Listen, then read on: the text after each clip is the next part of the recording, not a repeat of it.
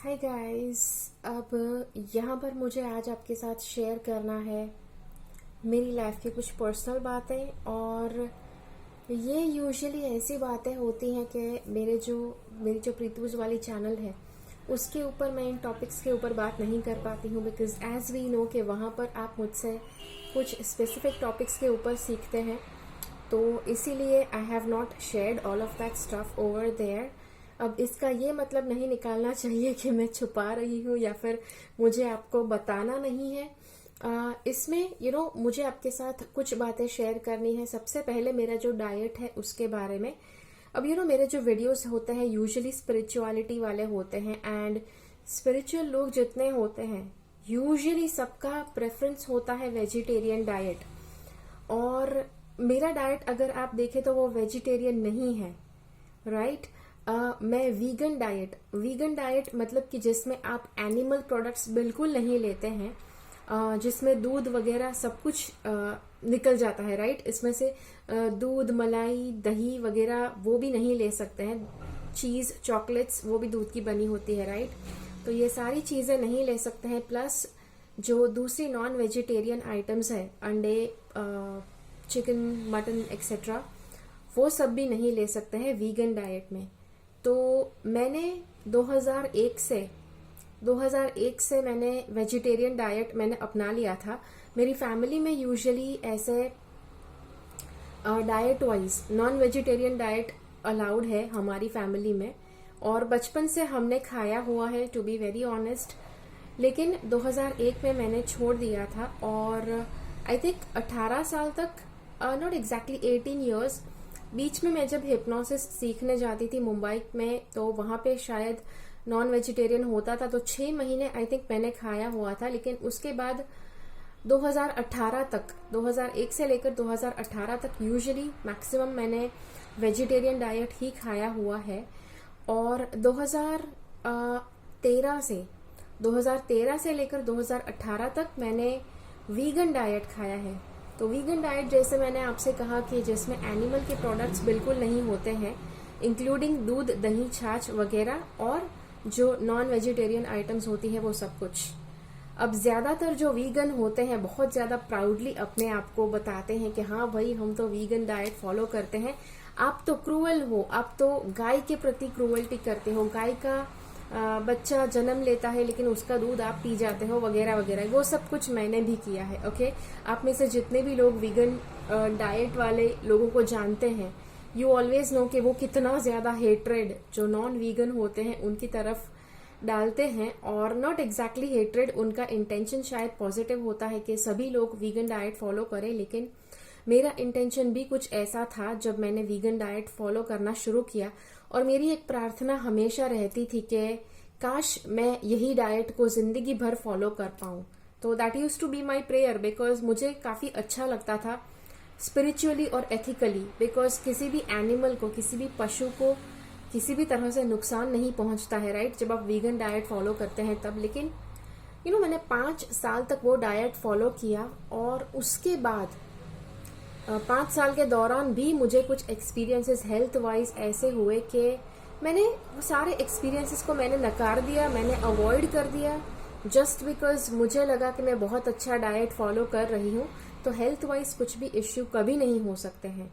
So I always avoided जो भी थोड़े बहुत मुझे हेल्थ में कुछ ना कुछ इश्यूज दिखते थे। जैसे मेरे आई थिंक 1 साल में 2013 के बाद, 2013 में मैंने वीगन डाइट शुरू किया था, तो 6 महीने के बाद तुरंत मेरे पैर दुखना शुरू हो गए थे, और मेरे घुटने, स्पेशली 6 महीने 1 साल के बाद कुछ ऐसा, मेरे घुटने और मेरी एड़ियां मतलब कि हील्स जो होती है, तो एड़ियां और घुटने बहुत बुरी तरह से दर्द करते थे। और मैंने टोटली अवॉइड किया। मुझे लगा पता नहीं कुछ और हो सकता है, या फिर एजिंग प्रोसेस हो सकता है, राइट। बिकॉज मैं उस टाइम पे 30s में मैंने कदम रखा था। So I just thought it is ageing process. लेकिन वो धीरे धीरे जो घुटनों का दर्द और एड़ियों का दर्द बहुत ज्यादा बढ़ने लग गया। और यूजुअली वीगन्स के लिए बताया जाता है कि वीगन डाइट में आपको कैल्शियम की जरूरत नहीं है, ऐसा बताते हैं। मैंने खुद ने ये वेबसाइट्स पे पढ़ा है, मैंने वीडियोस में देखा है, और कैल्शियम तो बच्चों की ज़रूरत होती है, एक बार आप बड़े हो जाओ तो कैल्शियम की ज़रूरत नहीं होती है, ऐसा मैंने पढ़ा था। और कैल्शियम आपको बताऊं, एनिमल प्रोडक्ट्स के सिवा आपको किसी भी वेजिटेरियन प्रोडक्ट्स में कभी नहीं मिलेगा कैल्शियम। ओके, तो दूध में कैल्शियम होता है, प्लस नॉन वेजिटेरियन फूड जब आप खाते हैं तो उसमें जो हड्डियां वगैरह होता है उसमें कैल्शियम होता है, लेकिन उसके अलावा वेजिटेरियन किसी भी प्रोडक्ट में कैल्शियम नहीं होता। और मैंने तो अब इसमें आप ये भी नहीं कह सकते हैं कि मेरे माइंड में कुछ ऐसा होगा जिसकी वजह से घुटने में दर्द होगा, ऐसा कुछ भी नहीं था, because I was very sure कि मुझे वही डाइट फॉलो करना है जिंदगी भर।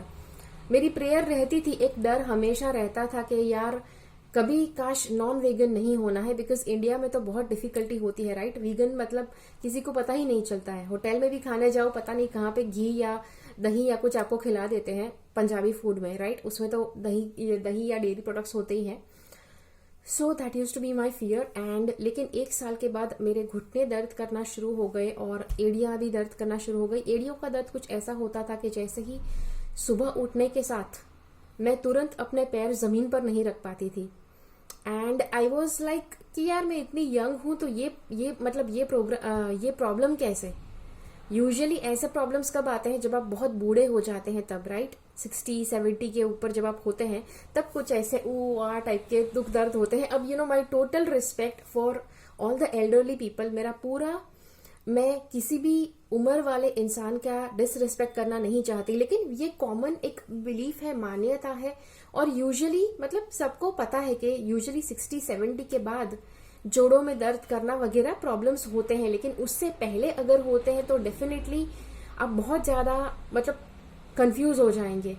और स्पेशली अगर 30s में आपको होने लग जाए तो आप और भी ज्यादा कंफ्यूज, और भी ज्यादा चिंतित हो जाएंगे। शायद आपको टेंशन भी होने लग जाएगा कि यार ये दर्द अभी से इतना है तो बाद में पता नहीं कितना हो जाएगा। So the same thing use to happen with me. And घुटने का दर्द, जो एड़ियों का दर्द, मैंने इग्नोर किया। I did not take calcium, मैंने आई थिंक कितने सालों तक, 2016 तक, आई थिंक 2013 से लेकर 2016, 3 साल मैंने कैल्शियम बिल्कुल अवॉइड किया। मेरे माइंड में भी नहीं आया कि कैल्शियम का डेफिशिएंसी की वजह से वो जोड़ों में दर्द हो सकता है। एंड उसके बाद मेरी एक फ्रेंड है कि जिनको वो नर्स है और उनको पता है कि मैं क्या डाइट फॉलो करती हूँ। तो एक बार पता नहीं ऐसे ही आते जाते उनके साथ मैं टकरा गई और मैंने उनको कहा कि अरे यार जोड़ों में बहुत दर्द हो रहा है। और उनका घर थोड़े तीसरे माले पे होता था कि जो मुझे माले चढ़ के जाना पड़ता था। तो मैंने बोला अरे यार नहीं आना है, पैरों में बहुत दर्द है। तो उन्होंने कहा प्रीति तुझे कैल्शियम की डेफिशिएंसी हो सकती है, तुझे कैल्शियम लेना जरूरी है बिकॉज तू डेयरी प्रोडक्ट्स नहीं खाती। And I was like what, मेरे माइंड में तब तक आया ही नहीं था। और फिर मैंने कैल्शियम की जो टैबलेट्स है वो मैंने लेना शुरू किया। आई थिंक 10-15 दिन में जो जोड़ों का दर्द है टोटली गायब हो गया। तब मुझे पता चला भाई कैल्शियम कितना इम्पोर्टेंट होता है। ये वीगन डाइट फॉलो जब मैंने किया उसी के बाद जो अपना बैलेंस्ड डाइट की वैल्यू मुझे पता चली है। उसके पहले मैंने कभी भी डाइट के बारे में नहीं सोचा, उसके पहले मैंने कभी भी न्यूट्रिशन कि ये न्यूट्रिशन बॉडी में जाना ही चाहिए, उसके बारे में कभी नहीं सोचा।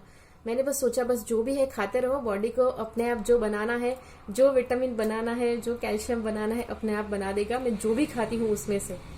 But that is not how things work. Okay, calcium की बात खत्म हुई। उसके बाद बी कॉम्प्लेक्स की बात मैं आपको कहूँ तो बी कॉम्प्लेक्स इज समथिंग के जो बी, राइट, बी के ऊपर से ब्रेन भी होता है, तो it is also called brain vitamin, B complex को। एंड 2013 में मैंने जब वीगन फूड मैंने अपनाया, वीगन डाइट मैंने शुरू किया, आई थिंक कुछ 3 या 4 महीनों के बाद धीरे धीरे मतलब जो मेरा गुस्सा जो है वो आउट ऑफ कंट्रोल होते गया। वो तब तक आई थिंक 2017 तक मुझे बिल्कुल पता नहीं चला कि वो क्यों हो रहा है। आई वॉज जस्ट, और मेरा उसी के साथ साथ मेरी जो स्पिरिचुअल जर्नी, मेडिटेशन, वो सब कुछ मैं कर रही थी। प्लस पहले का टाइम कुछ ऐसा था कि जब बहुत ज्यादा मेडिटेशंस करती थी, तो दिस वॉज द टाइम मैं हर रोज 1 से 1.5 घंटा मेडिटेशंस करती थी। और उसी के साथ साथ कुछ स्पिरिचुअल, कुछ योगा प्राणायाम वगैरह भी होता था। एंड वी ऑल नो कि अगर आप स्पिरिचुअलिटी फॉलो करते हैं, मेडिटेशंस फॉलो करते हैं, तो आपको थोड़े ना कुछ मतलब गुस्सा गुस्सा आना चाहिए, आप तो बाकी दुनिया से परे हो जाने चाहिए, राइट, कि तब आपको कोई गुस्सा नहीं आना चाहिए। So this was the time कि जब मुझे ज़्यादा गुस्सा आने लग गया, और वो कुछ इस तरह का गुस्सा कि मैं बिल्कुल कंट्रोल नहीं कर पाती थी। That was the first thing. The second thing which I noticed was तीखा खाना बिल्कुल भी नहीं खा पाती थी। जैसे ही कुछ जरा सा भी छोटे बच्चे भी जो तीखा खा सकते हैं, अगर वैसी भी कोई चीज मुंह में रख दी तो जैसे मुंह जल गया वैसा फीलिंग आता था। तो ये सिम्टम्स हो गए बी कॉम्प्लेक्स की डेफिशिएंसी के। ओके, उसके अलावा तीसरा जो इश्यू होता था वो था कि मेमोरी के इश्यूज, मतलब कि ये जो 60-70 की उम्र के जो लोग होते हैं उनका जो ब्रेन होता है उसमें धीरे धीरे बी कॉम्प्लेक्स की कमी होने लग जाती है। डेफिनेटली उम्र के साथ साथ उनका डाइट भी कम हो जाता है और इसीलिए वो ज्यादा बी कॉम्प्लेक्स कंज्यूम नहीं कर पाते, जिसकी वजह से उनको मेमोरी के इश्यूज होते हैं। जैसे मेमोरी के इश्यूज मतलब कि कुछ भूल जाना, 5 मिनट पहले कोई चीज रखी है वो भूल जाना कि कहाँ पे रखी है, राइट। फिर बात करते करते कुछ याद करना कि जैसे कुछ दिन पहले कोई इंसिडेंट हुआ है और किसी को एग्जाम्पल देना है, अरे ये दिन पहले ये हुआ था, तो बहुत ज्यादा टाइम लगाना कि वो कौन सी बात थी वो याद लगाने में। सो दिस स्टार्टेड हैपनिंग और आई वॉज लाइक मुझे बहुत ज्यादा बुरा लगा, बहुत ज्यादा डर लगने लग गया कि यार ये मेरे साथ क्या हो रहा है, because I was just in my early 30s। और मतलब ऐसे एक्सपीरियंसेस होना शुरू हो जाए कि आप आप भूल जाओ, आप एकदम से याद करना आपके लिए डिफिकल्ट हो जाए। This was like totally scary for me. मुझे ये भी नहीं पता था कि वो क्यों हो रहा था, but I still kept on following the vegan diet. वो कुछ मेरे साथ हुआ आई थिंक 2013 से लेकर 2017 तक। और ये मतलब महीने दर महीने और ज्यादा बुरा होते गया, ये जो सारी डेफिशिएंसीज होती थी वो। एंड स्पेशली स्पेशली फीमेल्स के लिए पीरियड्स का जो टाइम होता है, मेरे पीरियड्स के जो पहले के जो दिन होते थे, that was like totally disastrous. It was a disaster having me around anybody. मतलब मेरे फ्रेंड्स के आसपास अगर मैं होती हूँ तो डेफिनेटली झगड़ा हो ही जाएगा किसी ना किसी के साथ। अगर मैं मेरी फैमिली के आसपास होती हूँ पक्का किसी ना किसी को बुरी तरह से डांट दूंगी।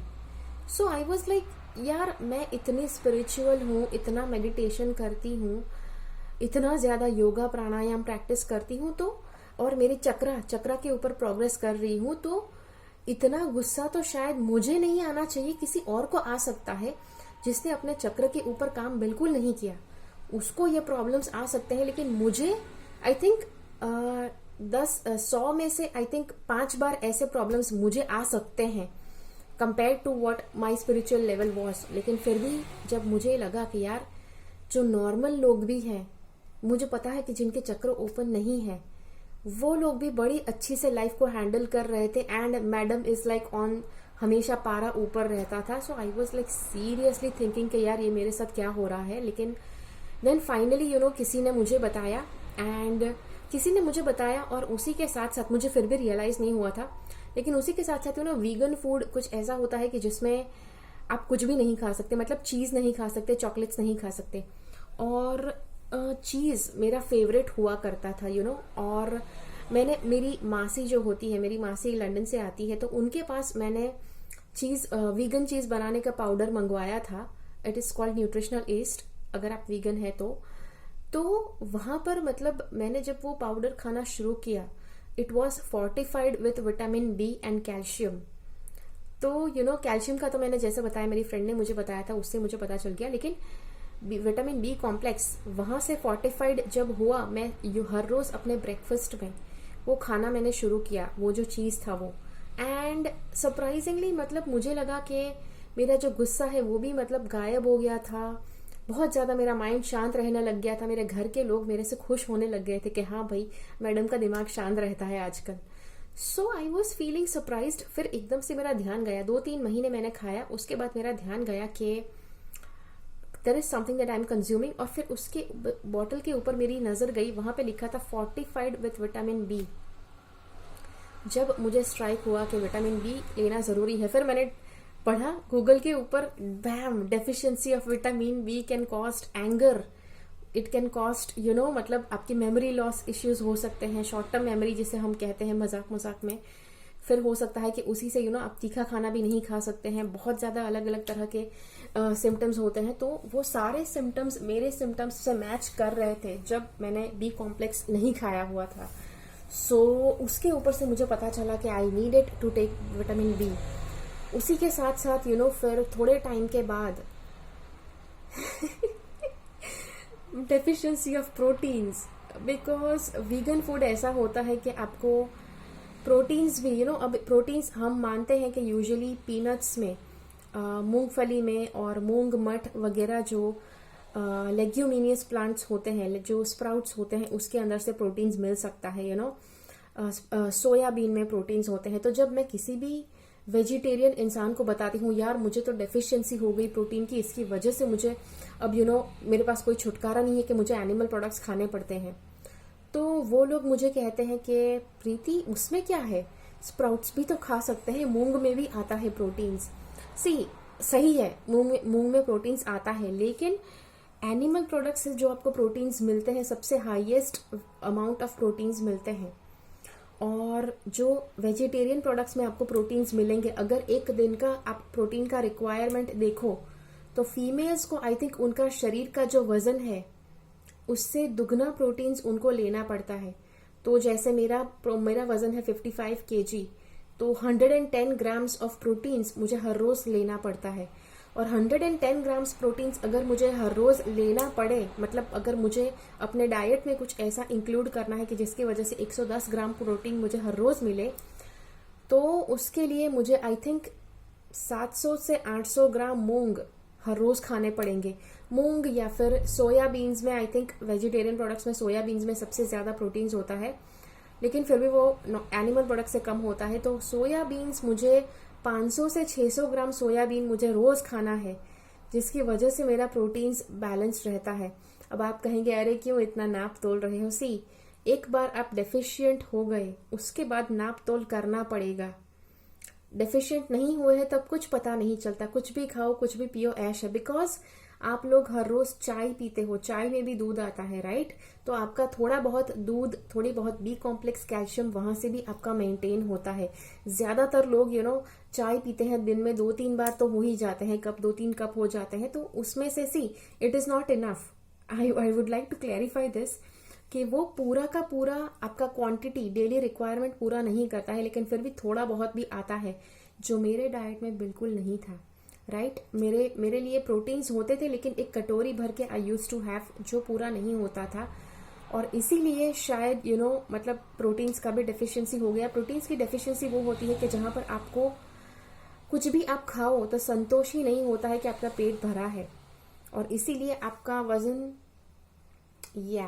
सो दैट इज वेयर प्रोटीन्स खाना बहुत जरूरी है। और इसीलिए और मेरे लिए एक ड्रॉबैक है कि दूध की जो चीजें होती है, दूध, मलाई, मक्खन, चीज, ये सारी चीजें हैं वो मैं पचा नहीं सकती, बिकॉज मैं लैक्टोज इंटॉलरेंट हूँ। ये मुझे कब पता चला कि जब मैं वीगन बनी। ओके, तो वीगन बनने का एक फायदा मुझे मिला कि लैक्टोज इंटॉलरेंट हूँ, वो मुझे पता चला। बिकॉज लैक्टोज इंटॉलरेंस क्या होता है वो आप गूगल के ऊपर सर्च करके देख सकते हैं कि जो इंसान को दूध से बनी चीजें वो पचा नहीं सकते हैं, उनका पेट उसे पचा नहीं सकता है, तो क्या सिम्टम्स होते हैं वो देख लीजिए, मुझे यहाँ पर नहीं बताना है। तो वो सारे सिम्टम्स मेरे चले गए, जो मेरे नॉर्मल सिम्टम्स जो डेली लेवल पर मैं एक्सपीरियंस करती थी, आई डोंट नो, मुझे नहीं पता था कि वो क्यों हो रहा है। मुझे पता था कि कुछ ना कुछ मुझे गड़बड़ है। और जब भी मैं किसी को बताने जाती थी तो बिकॉज इंडिया में डॉक्टर्स भी जो होते हैं उनको भी इतना अवेयरनेस नहीं है लैक्टोज इंटॉलरेंस का।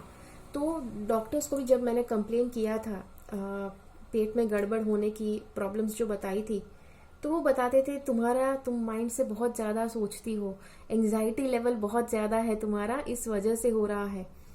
एंड फिर भी कोई भी इंसान अपने माइंड से कैसे क्रिएट करेगा कंटिन्यूअसली हेल्थ इश्यूज। जी हाँ, मुझे पता है कि कभी ना कभी इंसान कर भी देता है, बहुत ज्यादा जब हेल्थ इश्यूज जब होते हैं तो उसकी वजह से भी हो सकता है। लेकिन अगर आपके डाइट में आपको कुछ ना कुछ अगर प्रॉब्लम है कुछ पचाने में, तो फिर आपका माइंड भी वो हेल्प नहीं कर सकता है। आपका माइंड भले जितना पॉजिटिव सोच ले, अगर वो चीज आपका बॉडी नहीं हैंडल कर सकता है तो वो चीज आपको डेफिनेटली डाइट में से निकाल देनी पड़ेगी।